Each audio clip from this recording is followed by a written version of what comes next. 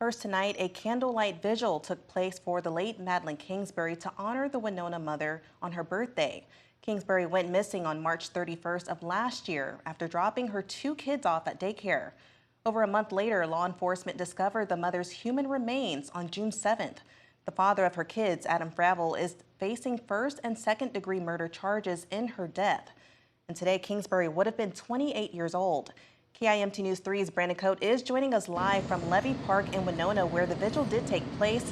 And Brandon, how is the Kingsbury family and the Winona community holding up after losing her more than a year ago?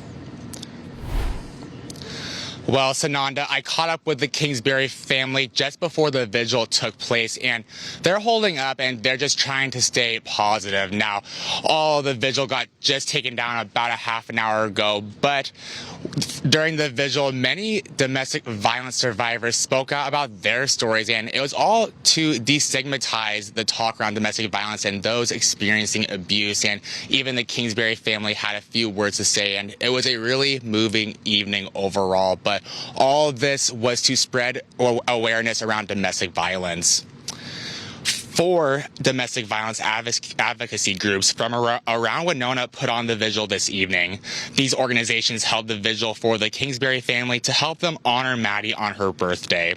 Organizers and the Kingsbury family invited community members and domestic violence survivors tonight.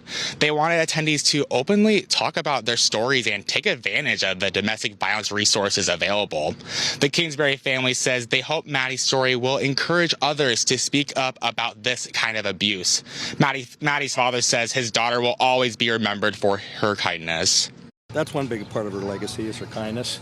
Also, her strength and her courage to decide to change her life for the better, to get out. Unfortunately, she thought she could handle it, but she didn't have a safety plan. And so the domestic violence awareness is why we're here.